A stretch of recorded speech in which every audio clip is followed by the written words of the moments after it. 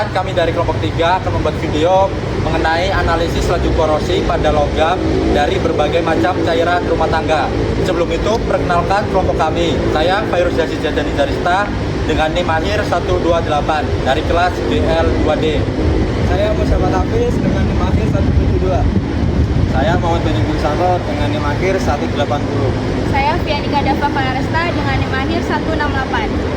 Saya Eka Lababil dengan NIM akhir 008. Saya Muhammad Adam Raihan dengan NIM akhir 056. Hai semuanya. Pada video kali ini kelompok kami akan membahas dan melakukan percobaan mengenai analisis laju korosi pada logam putri dan berbagai cairan rumah tangga. Korosi atau perkaratan merupakan proses kerusakan logam akibat reaksi kimia maupun reaktif kimia dengan lingkungan sekitar. Proses ini sering dijumpai dalam kehidupan sehari-hari dan dapat menyebabkan penurunan kualitas serta kekuatan suatu material logam. Dalam percobaan ini kami akan mengamati pengaruh beberapa cairan rumah tangga seperti air mineral, air garam, cuka, kristalisan oksigen, dan soda. Melalui pengamatan perubahan fisik dan tingkat darah yang terbentuk, kami dapat mengetahui cairan mana yang mempercepat atau memperlambat proses korosi. Adapun tujuan dari pembuatan video dan percobaan kali ini adalah yang pertama, memahami konsep korosi dan faktor-faktor yang memengaruhi laju korosi pada logam.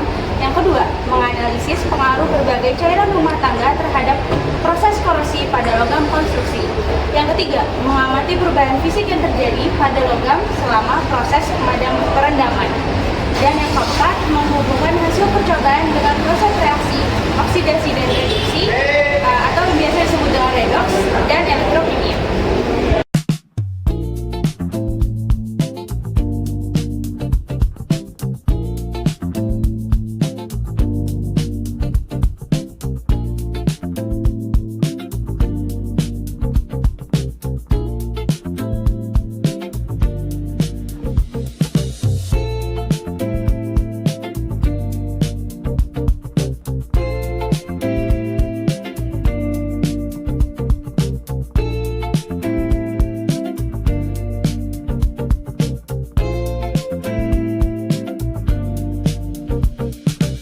Ya. Sekarang kita akan melakukan percobaan pertama dengan air mineral.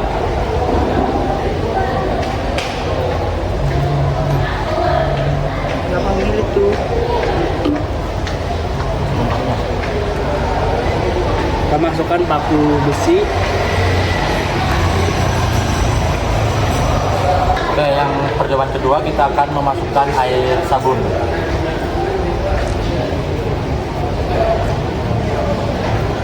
Lalu kemudian kita masukkan si logamnya.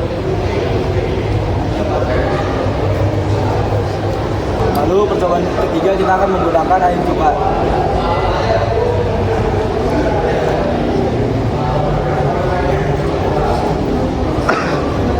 Lalu kita masukkan pakunya. Wih, sulap.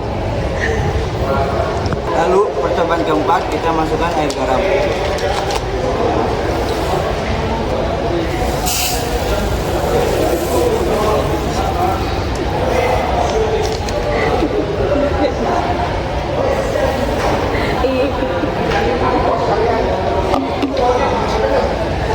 Lalu kita masukkan pakunya. Ya.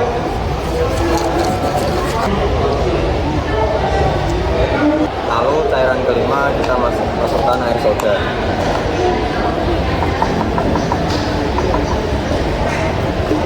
Lalu habis itu kita masukkan logam paku ke dalam gelas.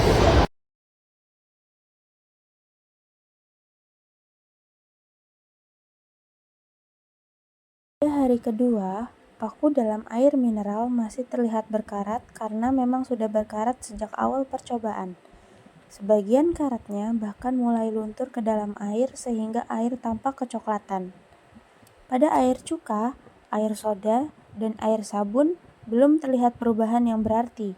Sementara itu, pada air garam mulai muncul sedikit karat, yang menunjukkan bahwa proses korosi sudah mulai terjadi lebih cepat dibandingkan larutan lainnya. Pada hari ketiga pengamatan, perbedaan tingkat korosi pada masing-masing larutan terlihat semakin jelas. Pada air mineral, paku masih tampak berkarat. Namun hal ini disebabkan karena paku sudah berkarat sebelum percobaan dimulai. Air mineral tidak menunjukkan tanda-tanda mempercepat korosi, melainkan hanya menyebabkan sebagian karat yang sudah ada terlepas ke dalam larutan. Dan pada air sabun, air cuka, dan air soda, paku tidak menunjukkan perubahan yang signifikan. Permukaan paku masih relatif sama seperti hari sebelumnya, dan belum terlihat jelas pembentukan karat. Dan sebaliknya, pada air garam terjadi korosi yang paling nyata dibandingkan larutan lainnya. Paku tampak tertutup lapisan karat berwarna coklat orange dan terdapat endapan di sekitar permukaan paku. Hal ini menunjukkan bahwa air garam mempercepat proses korosi karena kandungan ion-ion garam meningkatkan konduktivitas larutan, sehingga reaksi korosi berlangsung lebih cepat. Terima kasih sudah menyaksikan video kami. Semoga video kami bisa bermanfaat. Terima kasih. Bye-bye. Bye-bye.